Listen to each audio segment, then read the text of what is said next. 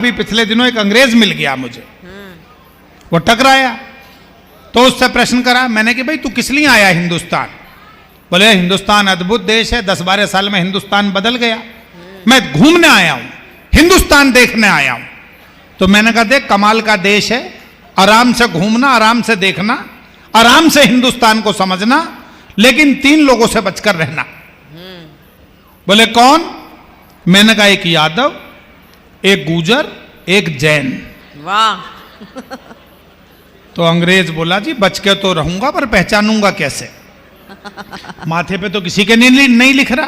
सही। तो मैंने कहा मैं बताऊंगा। उधर से एक यादव आ रहा था, मैंने कहा इसको देख के मूंछों पे ताप दे दे। अंग्रेज मेरी तरह था भाई साहब, मूंछ थी नहीं फिर भी ताप दे दिया, 2 थप्पड़ दिए यादव ने खींच के। बोले उत्तर प्रदेश में हमारी सरकार क्या चलेगी, तुम जैसे भी हमें तालियां बजाते रहो जहां जहां बात समझ में आए।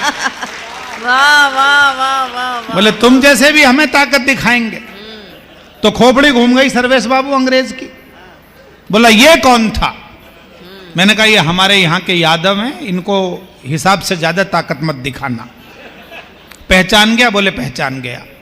बोले गुजर को कैसे पहचानूंगा? मैंने कि मैं बताऊंगा। उधर से एक नोएडा का गुजर आ रहा था, मैंने कहा इसको देख के पहलवान वाला धौल जमा दे। अंग्रेज ने पहलवान वाला धौल जमाया, 2 थप्पड़ गुजर ने दिए। बोले नोएडा में जमीन हमारी बिक रही है, कई करोड़ रुपए की कीला, ताकत ये दिखा रहा। और खोपड़ी घूमी अंग्रेज की। ये कौन था? मैं ये हमारे यहाँ का गुजर है, इसको भी ताकत मत दिखाना। वाह। ध्यान अब चाहिए आपका।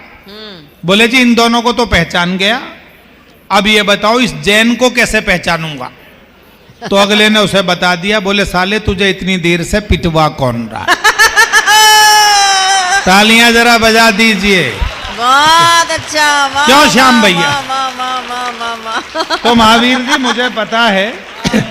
बहुत अच्छा, एक बार सारे लोग जोरदार तालियां बजाइए। सरकार चाहे किसी की भी आए, बहुत बढ़िया। सरकार किसी की भी आए, पर रिमोट जिन लोगों के हाथ में वो यहां बैठे हुए। भाई व्यापार जिसके पास, अर्थव्यवस्था जिसके पास, वो व्यवस्था चलाएंगे, आप अर्थव्यवस्था चलाएंगे। और मैंने बताया आपको कि आदमी सब काम टेक्निकल तरीके से करता। अब देखिए इतने मन से हमारे महावीर जी वास्तव में बहुत भावुक आदमी हैं, हंसी की बात पर हंसते हैं। कीर्ति जी ने बेटी का गीत सुनाया, वो भी भावुक हो रहे थे। अभी पिछले दिनों की सच्ची घटना है। अभी पिछले दिनों अनूप बाबूजी बैठे हैं सामने, और हमारे महावीर जी कुंभ के मेले में चले गए घूमने के लिए। अच्छी बात। कुंभ के मेले में। सच्ची बता रहा हूं मैं आपको, अभी मैंने पूछी थी। नहीं, भगवान कसम। नहीं भगवान कसम तो ये बताया। तो दोनों ने योजना बनाई। बाबूजी ने बोले यार आज बचपन की फिरोजाबाद की टेक्निक लगानी है और कुंभ के मेले में बिना पैसे खर्च किए जलेबी खानी है। देखिए फिरोजाबाद का आदमी अपनी पर आ जाए तो बिना पैसे खर्च किए काम कर सकता है। अनूप जी चले गए जलेबी वाले के पास, बोले भैया 250 ग्राम जलेबी दे दे। उसने जलेबी दे दी। पीछे से बाबूजी महावीर जी चले गए, 250 ग्राम मुझे भी दे दे। उसने इन्हें भी दे दी।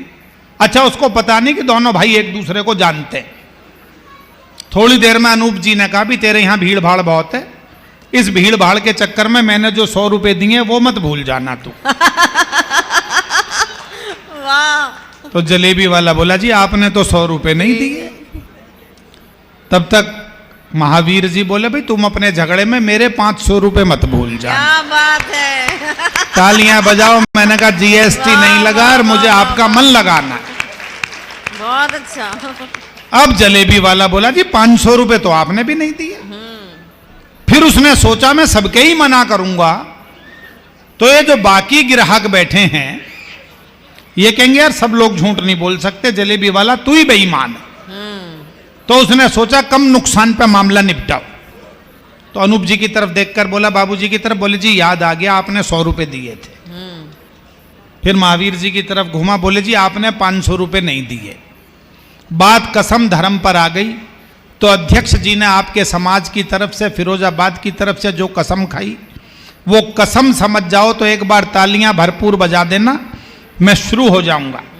महावीर जी ने कहा, बोले मैं गंगा के घाट पर हाथ में गंगा जल लेकर कसम खाकर कहता हूं, जैसे पैसे इसने दिए वैसे ही मैंने दिए। बहुत अच्छा, वाह वाह वाह वाह वाह वाह, क्या तो तालियां बजा दीजिएगा। कुछ मुक्तक